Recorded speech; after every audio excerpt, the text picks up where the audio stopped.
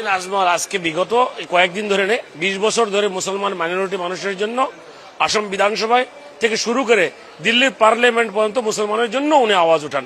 যখন মুসলমানের উপর অন্যায় অত্যাচার চলে, এইবার তো আপনি দেখছেন বিধানসভার মজিয়াতে আমরা মোটামুটি 20 জনের প্লাস আমরা মুসলিম বিধায়ক আছি, তার ভিতরে আমরা 2 জনে এখানে আপনার মুসলমানের রাইটসের কথা, মুসলমানদের উপর জুলুমের কথা, যেরকম পুশব্যাকের কথা বলা হচ্ছে, ইরোশনের কথা বলা হচ্ছে, মুসলমানকে অন্যায়ভাবে বিক্ষণের কথা বলা হচ্ছে, সেটা আমরা বলতেই থাকবো। মাত্র শুধু আজকে নয়, আমরা জীবন থাকা পর্যন্ত, জান থাকা পর্যন্ত আমরা মুসলমানের লড়াই করে যাবে।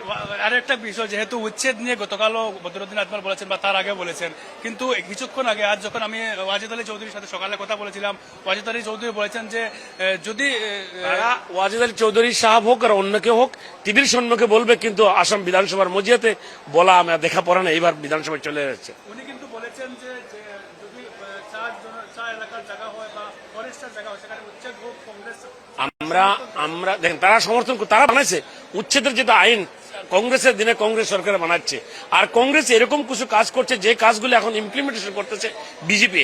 কংগ্রেসে মুসলমানের বিরুদ্ধে কয়েকটা আইন পাশ করে রেখে গেছে আসাম বিধানসভায়, আসামে রেখে, যার জন্য আজকে মুসলমানের উপরে যত অন্যায় হতেছে, আজকে ডিটেনশন ক্যাম্প, ডি ভোটার, আপনার ওই এফটি কোর্ট কে বানাচ্ছে?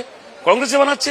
এখন আপনার যেটা ইভিকশনের আইন, যেটা সরকারের ল্যান্ডে থাকতে পারবে না, তার জন্য আপনার 2011 সালে নভেম্বর মাসে এই উচ্ছেদের আইন কংগ্রেসের দিনে পাশ করছে। গতিকে এখন তারা আসে উচ্ছেদের মানে বলাটা শোভা খায় না।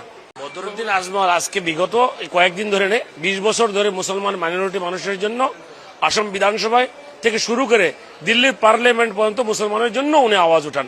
যখন মুসলমানের উপর অন্যায় অত্যাচার চলে, এইবার তো আপনি দেখছেন বিধানসভার মজিয়াতে আমরা মোটামুটি 20 জনের প্লাস আমরা মুসলিম বিধায়ক আছি, তার ভিতরে আমরা 2 জনে এখানে আপনার মুসলমানের রাইটসের কথা, মুসলমানদের উপর জুলুমের কথা, যেরকম পুশব্যাকের কথা বলা হচ্ছে, ইরোশনের কথা বলা হচ্ছে, মুসলমানকে অন্যায়ভাবে বিক্ষণের কথা বলা হচ্ছে, সেটা আমরা বলতেই থাকবো।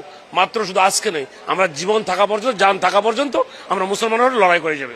আর একটা বিষয়, যেহেতু উচ্ছেদ নিয়ে গতকালও বদরুদ্দিন আজমল বলেছেন বা তার আগে বলেছেন, কিন্তু কিছুক্ষণ আগে আজ যখন আমি ওয়াজিদ আলী চৌধুরীর সাথে সকালে কথা বলেছিলাম, ওয়াজিদ আলী চৌধুরী বলেছেন যে যদি ওয়াজিদ আলী চৌধুরী সাহেব হোক আর অন্য কেউ হোক, টিভির সম্মুখে বলবে, কিন্তু আসাম বিধানসভার মজিয়াতে বলা আমরা দেখা পড়ে না, এইবার বিধানসভায় চলে যাচ্ছে। উনি কিন্তু বলেছেন যে যদি চা এলাকার জায়গা হয় বা ফরেস্টের জায়গা হয়, সেখানে উচ্ছেদ হোক, কংগ্রেস আমরা দেখেন তারা সমর্থন, তারা বানাইছে উচ্ছেদের যেটা আইন কংগ্রেসের দিনে কংগ্রেস সরকার বানাচ্ছে, আর কংগ্রেস এরকম কিছু কাজ করছে যে কাজগুলো এখন ইমপ্লিমেন্টেশন করতেছে বিজেপি।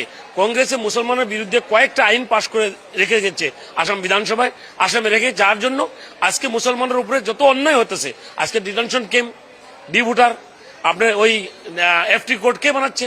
কংগ্রেসে বানাচ্ছে।